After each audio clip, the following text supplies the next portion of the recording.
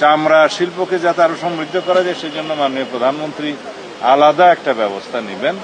এই ইন্ডাস্ট্রিকে কিভাবে ডেভেলপ করা যায়, সেন্ট্রাল ইটিপির ক্যাপাসিটি যাতে বাড়া যায়। প্রত্যেক বছর কোরবানির ঈদের সময় দেখা যায় মাদ্রাসা, এতিমখানা, এই জাতীয় ধর্মীয় প্রতিষ্ঠানগুলো যারা চামড়া সংগ্রহ করে লোকাল পর্যায়ে জেলা উপজেলায়, তারা অনেক অসুবিধার মধ্যে থাকে প্রিজার্ভেশন নিয়ে, এবং চামড়ার মূল্যও খুব কম থাকে। এই বিষয়ে মাননীয় প্রধানমন্ত্রীর সংশ্লিষ্ট দপ্তরগুলোর সাথে কথা বলবেন।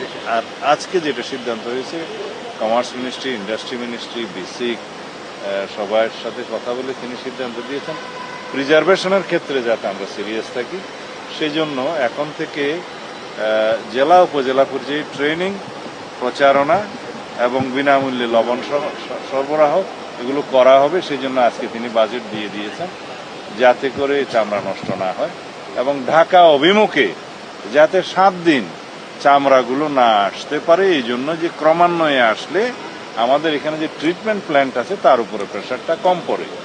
যেটা সেন্ট্রাল ট্রিটমেন্ট প্ল্যান্ট আছে, সিইটিপি বলে বোধহয়, সেখানে আমাদের যে ধারণ ক্ষমতা, ট্রিটমেন্টের ক্ষমতা, তার উপর যাতে প্রেশার না পড়ে সেই জন্য পর্যায়ক্রমে এই চামড়াগুলো আসতে হবে। সেই জন্য একটা অনুশাসন দেওয়া হয়েছে। স্থানীয় পর্যায়ে জেলা প্রশাসকদেরকে অনুরোধ করা হবে, তারা এখন সবাই ঢাকায় আছেন একটা সম্মেলন করতে, সেখানে স্থানীয় সরকার মন্ত্রী, প্রতিমন্ত্রী তারা অনুরোধ করবেন যাতে জেলা পর্যায়ে থেকে বিভিন্ন জায়গা থেকে ক্রমান্বয়ে চামড়াগুলো আসে। 7 দিন যেন ঢাকা অভিমুখে না আসে, এবং এই 7 দিন যাতে সুষ্ঠুভাবে প্রিজার্ভ করতে পারে সেই জন্য তাদেরকে সমস্ত সাহায্য সহযোগিতা করা হবে। এইগুলো ছিল আমাদের ডিসিশন, এবং ভবিষ্যতে চামড়া শিল্পকে যাতে আরো সমৃদ্ধ করা যায় সেজন্য মাননীয় প্রধানমন্ত্রী আলাদা একটা ব্যবস্থা নেবেন। এই ইন্ডাস্ট্রিকে কিভাবে ডেভেলপ করা যায়, সেন্ট্রাল ইটিপির ক্যাপাসিটি যাতে বাড়া যায়, এবং যেগুলো ব্যক্তি মালিকানা অথবা বিভিন্ন কোম্পানি যারা এই চামড়া শিল্পের সাথে জড়িত তাদেরকে তাদের ইন্ডাস্ট্রিতে যাতে ইটিপি স্থাপন করা যায়। অনেকে করেছেন, বড় বড় যারা কারখানার মালিক, বাকিগুলোতে যাতে করা যায় সেই জন্য তিনি ব্যবস্থা নেবেন এবং সবাইকে অনুরোধ করছেন। ধন্যবাদ। আমরা কোরবানির পরবর্তী যে বিষয়টা মোস্ট ইম্পর্টেন্ট সেটা হলো যে বর্জ্য ব্যবস্থাপনা।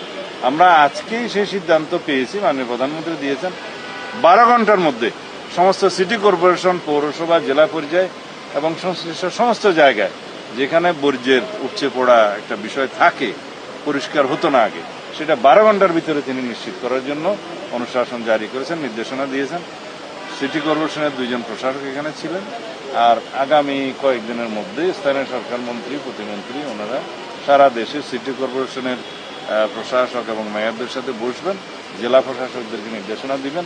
আমরা এটা এনশিওর করতে চাই এবং দেশবাসীকে আমরা এটা দেখাতে চাই যে মাননীয় প্রধানমন্ত্রীর নির্দেশনা অক্ষর অক্ষরে প্রতিপালিত হবে এবং বর্জ্য পরিষ্কার হবে 12 ঘন্টার মধ্যে, এবং স্যানিটেশন সহ অন্যান্য সকল কিছু ব্যবস্থা নেওয়া হবে সেই ক্ষেত্রে যাতে জনস্বাস্থ্যটা ঠিক থাকে। ধন্যবাদ।